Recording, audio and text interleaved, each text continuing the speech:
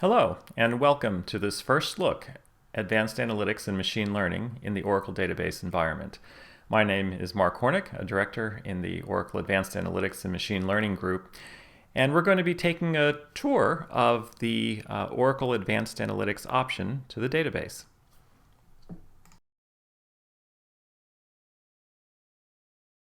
Let's start off by looking at some data analytic pain points. Many of these we've heard from customers at enterprises around the globe. Many of our customers encounter all of these.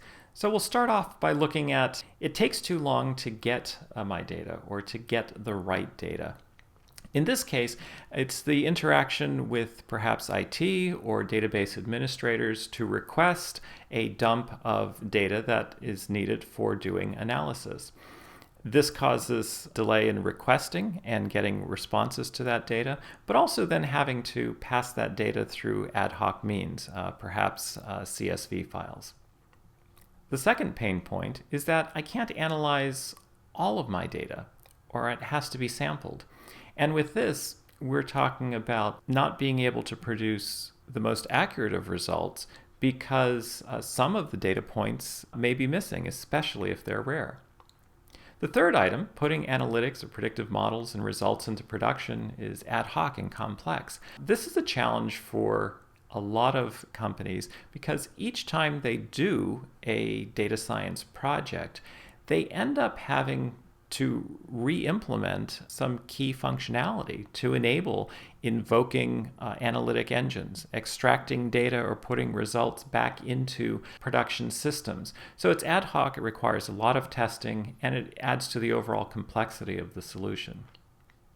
The fourth item is recoding predictive models, whether they be R or from other tools, and doing this in languages such as SQL, C, or Java that can perhaps be more readily included in applications or dashboards. But doing this recoding takes time and it's error prone. So you pay a data scientist to come up with a solution, but then you end up re-implementing that solution in some other environment. The next one is our company is concerned about data security, backup, and recovery.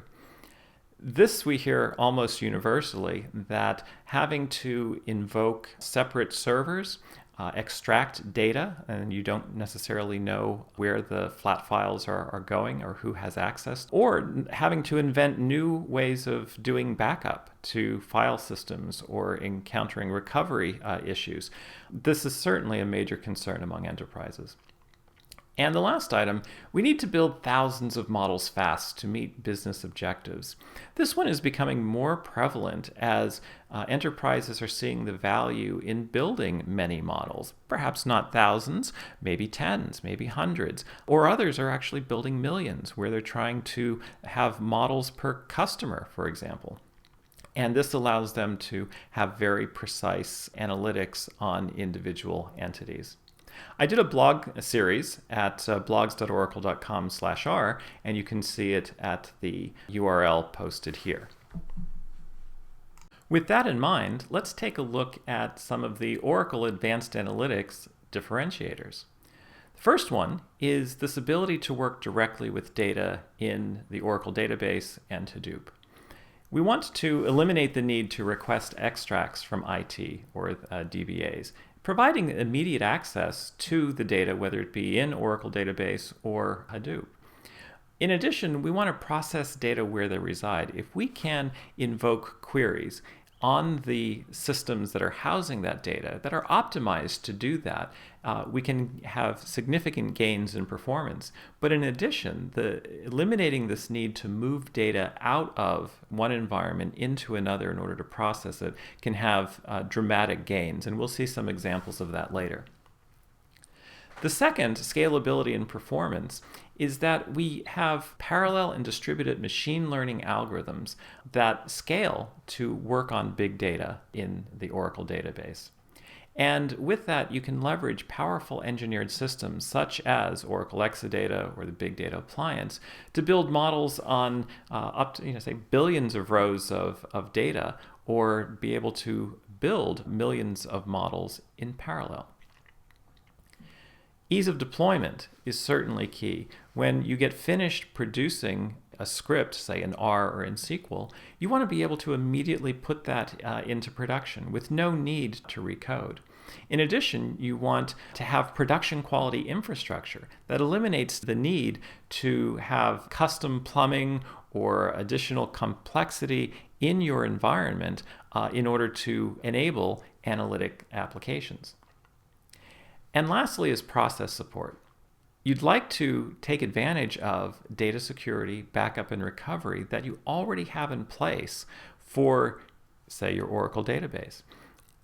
Take advantage of the existing processes, and then to store, access, manage, and track your analytic objects, the models, the scripts, workflows, data in the Oracle database itself, rather than having to maintain those, say, in a file system or in some other environment. From a management or business decision maker perspective, there are three concerns that we can elevate even above the differentiators we just spoke about. The first is faster time to productivity.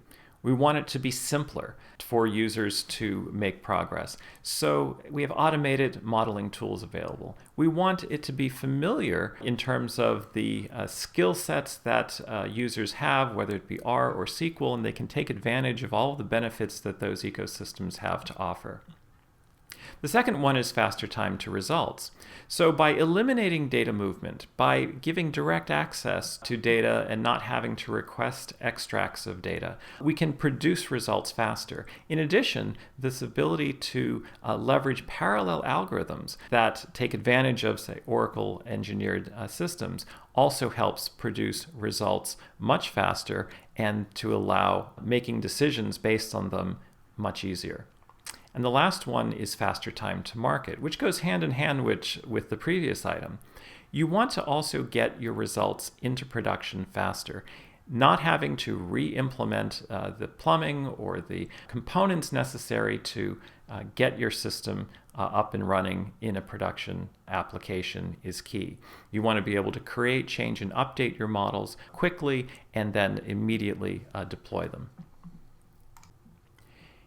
In this next slide, we're looking at Oracle's advanced analytics capabilities in general.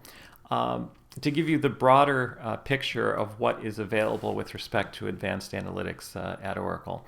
So we talk about having multiple interfaces across platforms, so supporting SQL, R, graphical user interface, dashboards, and applications. So we support users at many different levels. Certainly R programmers that can take advantage of, say, the R client interface and certain third-party IDEs. Business and data analysts, where they're able to leverage the graphical user interface, Oracle Data Miner. They're not necessarily comfortable with coding, but we can give them a visual way of doing analytics with a lot of automation built in. Business analysts and managers need access to the results of data, so in the form of dashboard tools such as OBIEE or data visualization. And finally, the domain end users that can take advantage of advanced analytics results in applications. So these are tailored to the needs of specific types of users, but they are leveraging the analytics that are in the underlying platforms. Speaking of platforms, we see on the right here the Oracle Database Enterprise Edition has the Oracle Advanced Analytics option to the database. And that can run on typical platforms that are supported by Oracle, but also, of course, on Exadata, taking advantage of the RAM and CPU capabilities there. In addition, on the Hadoop front, we have Oracle R Advanced Analytics for Hadoop, which also enables parallel distributed algorithms and a number of other features that we won't be going into in this particular presentation. All of these are available on the Oracle Cloud, and we'll say more about that later. So let's dive into the Oracle Advanced Analytics components. As mentioned, we have the Oracle Database Enterprise Edition with the Oracle Advanced Analytics option being available in that environment. Diving into the Advanced Analytics option, we see that there are two key components, the Oracle Data Mining and the Oracle R Enterprise components.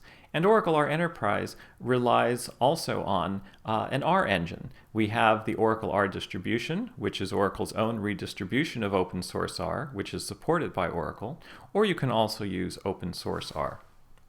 To interact with the Advanced Analytics option, you have a few ways. One is the Oracle Data Miner user interface that's available through SQL Developer, and we'll be touching on that more later in this presentation.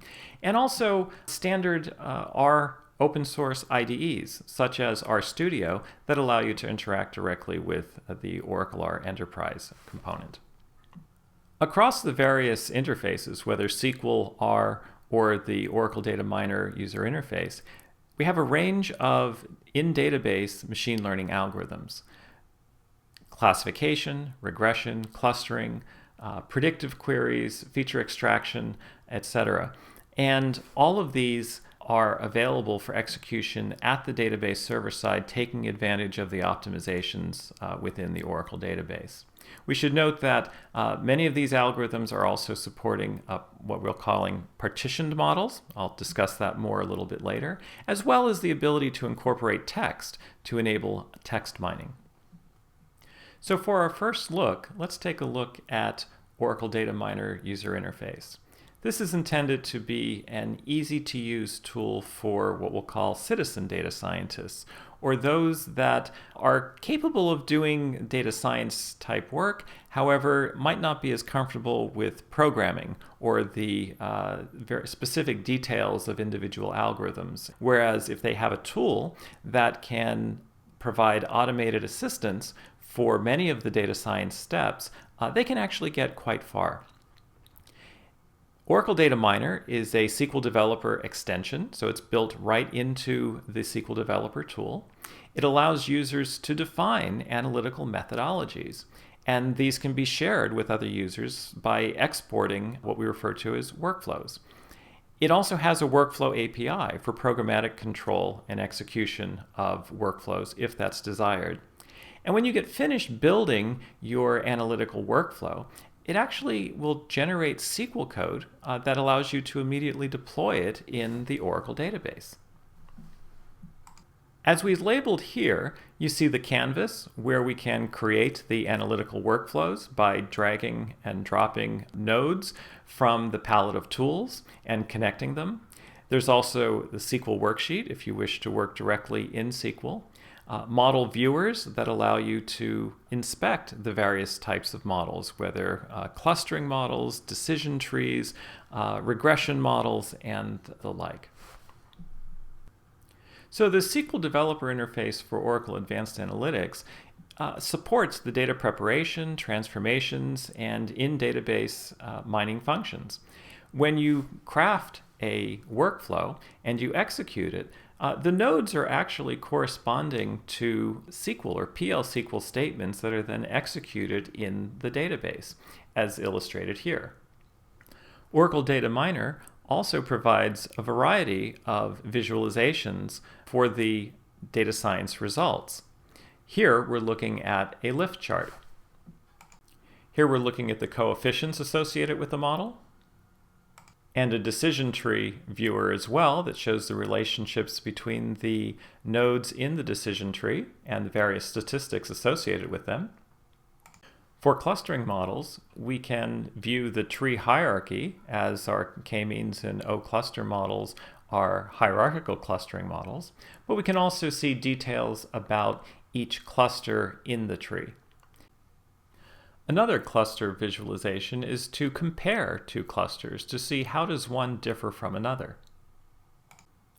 Oracle Data Miner also has some built-in visualizations to allow you to quickly inspect whether through bar charts or box and whisker charts or other visualizations.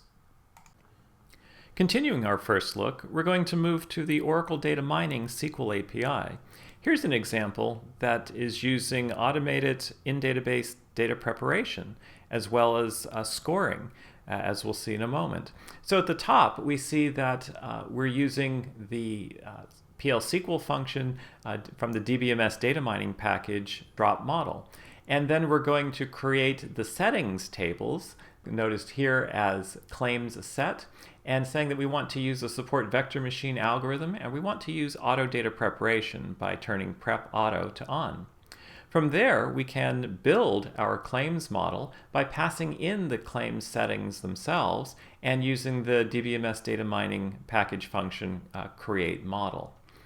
At the bottom, you see what you would do to invoke the model to do scoring. So we can use the prediction probability SQL function, passing in the claims model that was produced in the previous statement, to get a ranking of the top 5 fraud cases. And on the right-hand side, you see what the output of this query would look like. The model exists in the database, and we can use standard SQL with the Oracle Data Mining enhanced functions to allow you to score models and to produce results.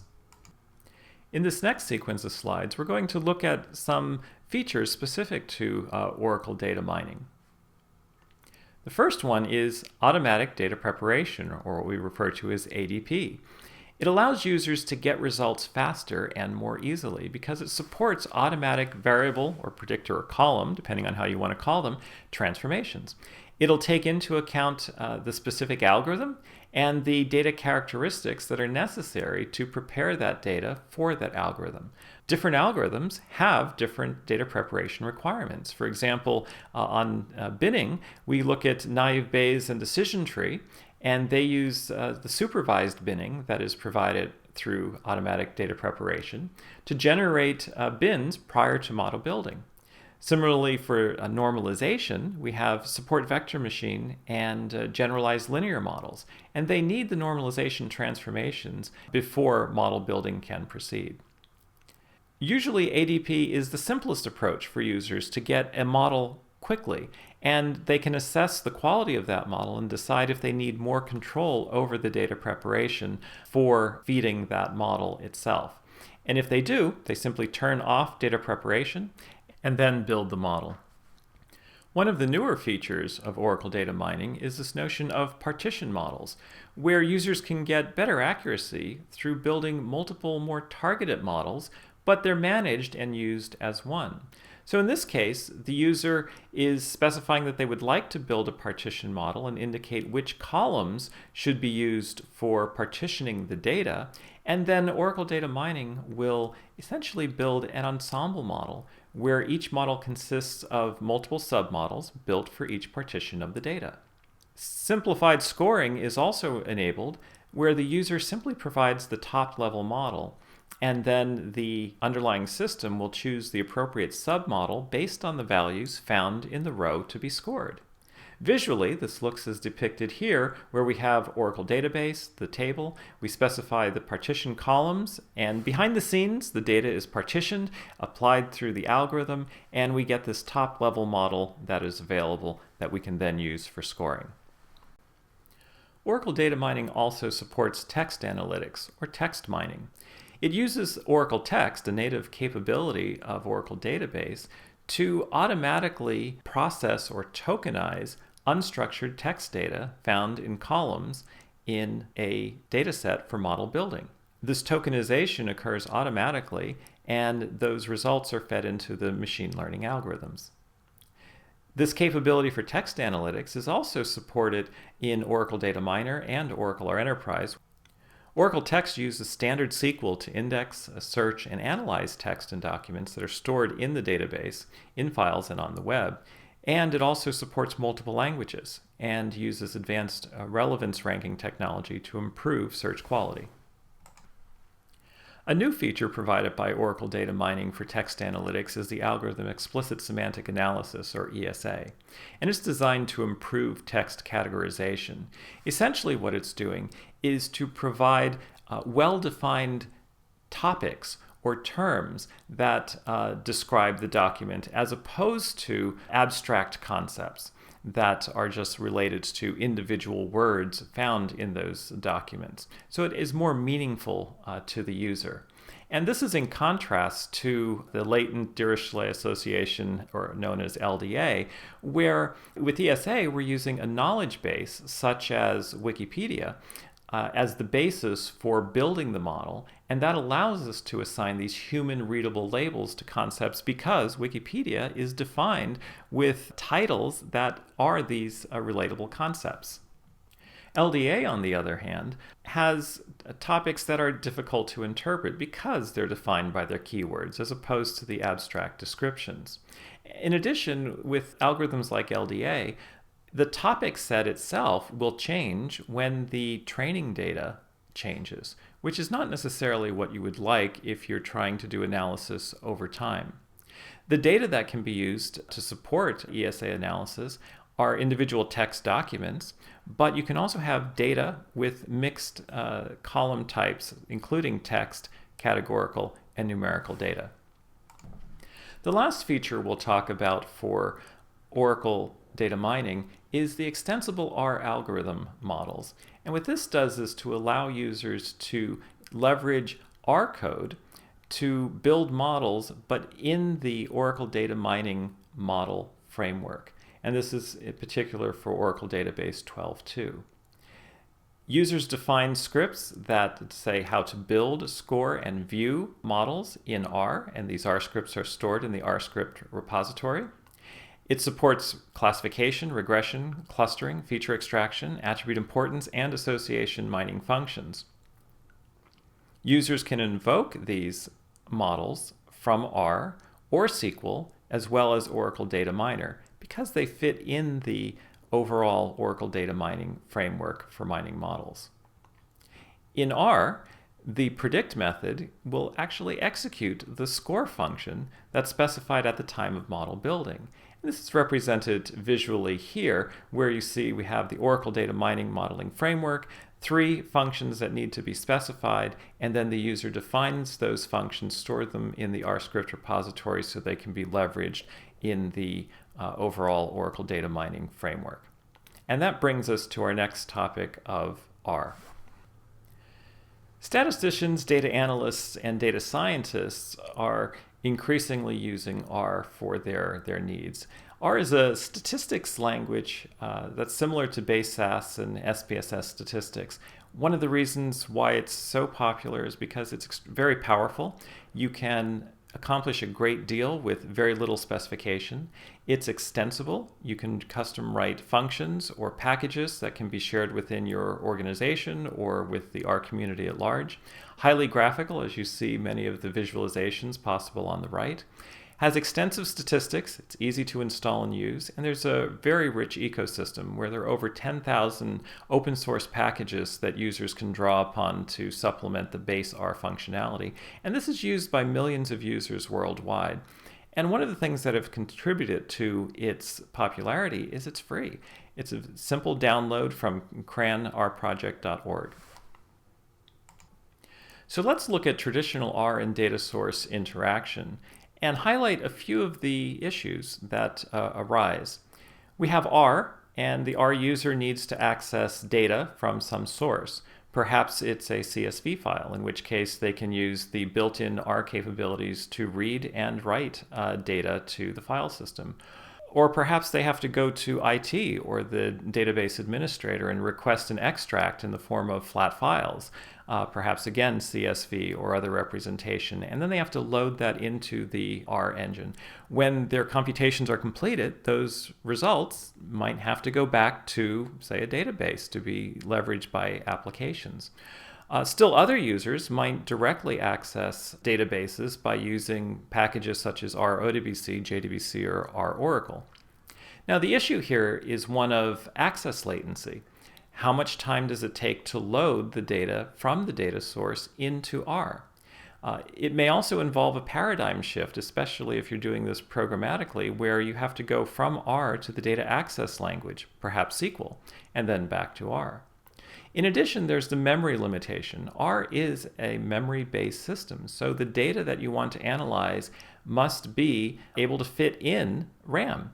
So not only must the data be able to fit in RAM, but you also have to have enough memory left over to actually perform operations because of R's call-by-value semantics. Even if your machine has multiple CPUs, R code is generally single-threaded. And so you're not able to take advantage of more powerful machines unless you do special coding yourself, leveraging other R packages that are available for that purpose. Also, ad hoc production can be an issue when you need to deploy solutions. Do you have something like an R script cron job, where the cron job is going to start up the R engine, retrieve the data, execute the script, put the results back in the repository of choice? And lastly, backup recovery and security, as we mentioned earlier, that you do have to figure out how am I going to back up this system? What type of recovery is necessary in the event of failure? And also, how is security going to be maintained if the data is being pulled out of its native source and made available, say, through flat files that are exchanged through email, through memory sticks, or similar means? To address these concerns, and in many cases limitations, we've introduced Oracle R Enterprise, where we treat the database as a high-performance compute environment, where our users can leverage in-database parallel and distributed machine learning algorithms and processing, and they can manage their R scripts and R objects in the database itself and integrate the R results into applications and dashboards via SQL. Oracle R Enterprise is built around three key functionalities. The first is the transparency layer. Transparency layer leverages proxy objects, what we call OAA frames, so that the data remains in the database, but we've overloaded R functions that translate the requested functionality from R into SQL. And then users are able to leverage standard R syntax to manipulate database data. They can take advantage of indexing, partitioning, query optimization, all that are readily available through Oracle Database. The second area is parallel distributed algorithms, where we provide scalability and performance by leveraging algorithms that are built into the kernel of the database, where we provide a convenient R interface over the Oracle data mining algorithms, and then we have additional R-based algorithms that are executing at the database server, and they leverage the next capability we'll talk about, which is embedded R execution. Embedded R execution allows users to execute their R code at the database server side. They can store their R scripts in the R script repository of the database, and then they can invoke those scripts in a data parallel or task parallel fashion, and even non-parallel execution if that's what they require. Open source CRAN packages can also be leveraged in the writing of their R scripts for execution at the database server side. So we've talked a lot about scalability and performance. Here's an illustration of the function ore.Im, which is a custom LM implementation that mimics exactly the results that R would provide in its LM function, but does it in a scalable, performant fashion. First, we're going to look at the processing time using LM. If we have a data set that is roughly 184 million records with 31 numeric variables, and we want to build a linear model on that, well, we first have to load the data from disk into memory. At 220 gigabytes in this particular environment, it took over an hour just to load the data. Then the model needed to be built. That took about 43 minutes. So this is our baseline, 1x. At an hour and 46 minutes. Now let's compare that with Oracle R Enterprise's ore.Lm function. Even using a single thread, as for LM, we see that we don't have to load the data. The data is already in the database. So without having done anything, we're already 2.5 times faster than R. However, because we have parallel distributed implementations, users can indicate that they would like to use multiple threads. In which case, here we're seeing at 32 threads, the performance jumps to about 68 times our baseline execution. We can continue to increase the number of threads to get even greater performance benefits. To illustrate several of the Oracle R Enterprise features, I'm going to use this Internet of Things use case for sensor data analysis, where the objective is to predict aggregate demand for energy from customers over the next few days. To approach this, we're going to build one model per customer to model that particular customer's behavior and to identify deviations in individual behavior and the overall aggregate demand. Let's say that we have 200,000 households for this particular utility, and each house has a smart meter. Well, we have one reading per meter per hour, which produces almost 2 billion readings. If we had multiple years' worth of data at 3, that puts us over 5 billion readings. Yet each customer has a relatively small number of readings, meaning that R handles that exceedingly well. Even if each model took only 10 seconds to build, for 200,000 models, that would result in a serial execution of about 23 days, which is way past the objective for being able to predict demand in the next few days. However, if we increase the degree of parallelism to 128, we can bring that down to 4.3 hours. So now a previously intractable problem gives plenty of lead time for the enterprise to make decisions on energy allocation and utilization. So in this scenario, we have our data coming in perhaps to an Exadata and being stored in Oracle database, perhaps also partitioned, and we ask our data scientist to write an R script that builds a model to predict consumption for an individual customer. This already simplifies the problem because they don't have to worry about how they're going to deal with that for every customer. This R script is then wrapped in a function and stored in the R script repository. From there, we instruct the database to spawn multiple R engines to execute our R script, passing one customer's data to each R engine, invoking the function. Upon executing the function, we see that a model is produced by each one of these R engines. And instead of storing them in flat files, we store them directly in the database in an R data store. So here, rather than having 200,000 flat files that we have to manage separately, these are incorporated into a closed system within the Oracle database, where all of the mechanisms are controlled by the database, not through external code, reducing the amount of testing time and issues for backup and recovery. You might think that putting such a solution in place would require hundreds of lines of code, if not more. However, notice here that in just 14 lines, leveraging the ore.GroupApply function, we're able to take the customer usage data, which is our proxy object for a table in the database, partition that data on the customer ID, and then invoke the function you see highlighted there to take one customer's data, build an LM model to predict consumption, and then store that model in the R data store. And at the bottom, note that we can also indicate what degree of parallelism we'd like. We can specify true for the default degree of parallelism, or we could have specified even 128 there to say that is the degree of parallelism we would like the system to use if it's available. To round out our discussion of the advanced analytics option, let's take a look at one possible deployment architecture. With the database, we have the advanced analytics option. From there, we can reach out to Hadoop environments, leveraging Big Data SQL. Or we can go directly from client systems, whether we're using, say, an Oracle R Enterprise client or SQL Developer, to invoke through the SQL API or Oracle Data Miner to interact with the advanced analytics algorithms in the database. Other users, especially from R, are leveraging third-party RStudio server components where they can have browser access to Oracle R Enterprise through such a tool. Others are leveraging Oracle Business Intelligence Enterprise Edition or Oracle Data Visualization to invoke R scripts or SQL scripts that leverage the advanced analytics capabilities.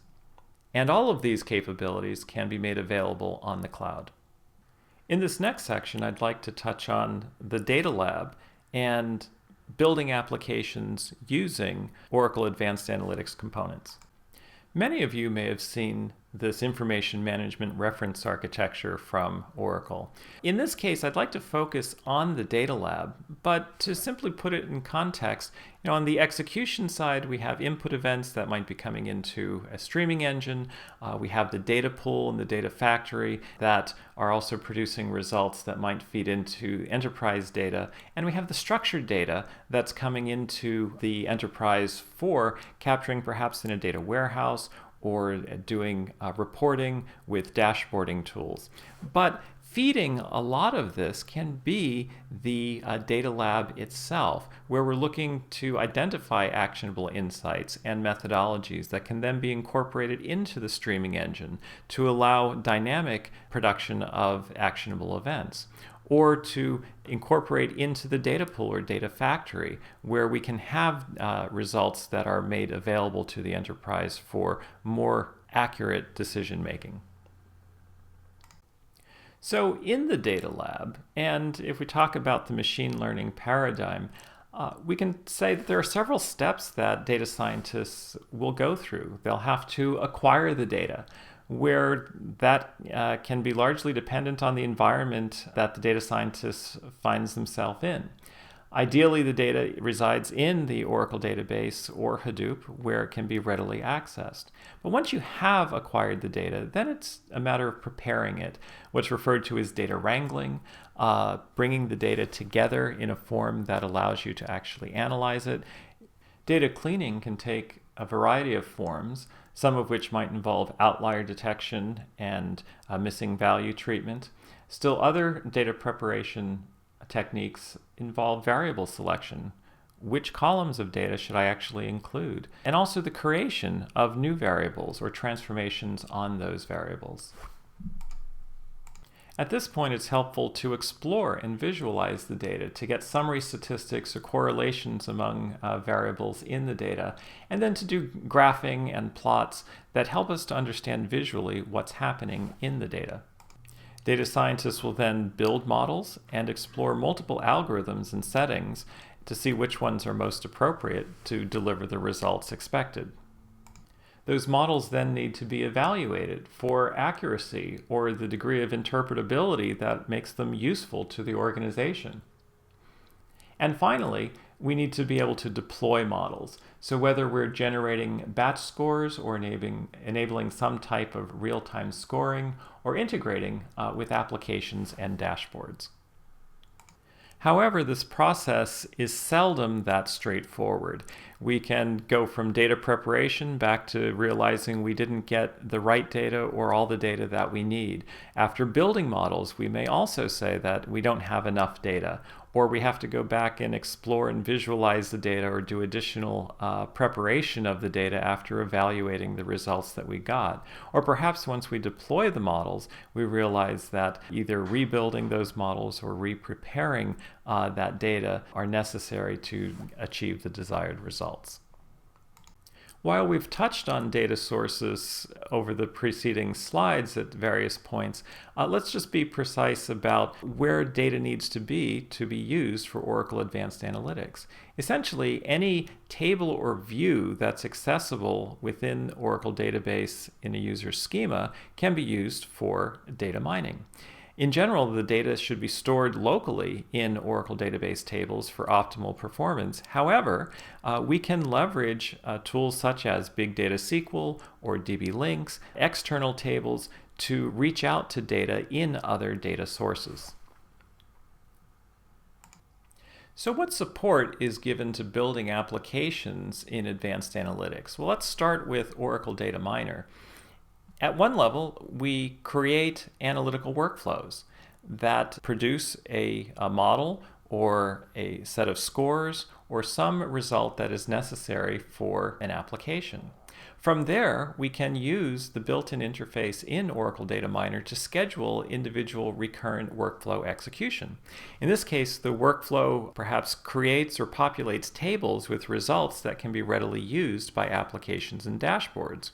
Or we can export a workflow as a PL SQL script that can then be loaded into a database and invoked as part of an application.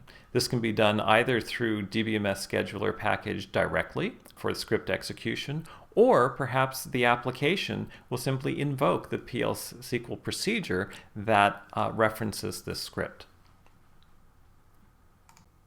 In building applications using the Oracle Data Mining SQL API, the user can write a PL SQL script directly and then optionally create a stored procedure or function for that script, but then use the DBMS scheduler package as noted for the Oracle Data Miner to actually schedule the execution, as illustrated here on the right, where we're passing in a PL SQL block and indicating when we would like to start, any repeat interval, an end date, etc.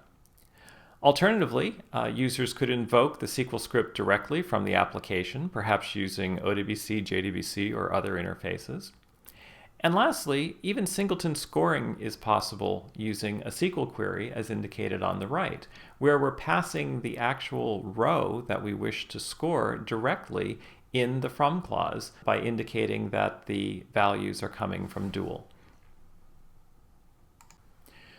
When using Oracle R Enterprise to build applications, the user will typically write an R script, and then they can invoke that R script from other languages, like Java using RJava or RServe, but that's not the ideal solution, as we've pointed out earlier. What we'd like to have is store that R function in the R script repository in Oracle Database. Then we can invoke that R script by name from a SQL query using the Oracle R Enterprise embedded R execution. This supports the SQL-enabled applications and dashboarding tools such as OBIEE and Oracle Data Visualization. Those functions can then be invoked through DBMS scheduler package. They can be invoked from R, but embedded in other languages as above. Or those same scripts can even be invoked through Oracle Data Miner to be part of an analytical workflow. As we've mentioned earlier, that data science is available on the Oracle Cloud, leveraging the Oracle Advanced Analytics option through the Oracle Exadata Cloud Service, as well as Oracle Database as a Service, as part of the high performance and extreme performance options. On this slide, we have a series of links and resources to help you get started with the Oracle Advanced Analytics option. Various overview materials listed, as well as YouTube recorded OAA presentations and demonstrations. There are other tools that are available, such as tutorials, online tutorial slide series, and other resources such as our blogs and websites. So thank you for joining this presentation on Oracle Advanced Analytics, where we've given an overview of the components of the Oracle Data Miner graphical user interface, the Oracle Data Mining SQL API, as well as the Oracle R Enterprise R interface to the advanced analytics capabilities in Oracle Database.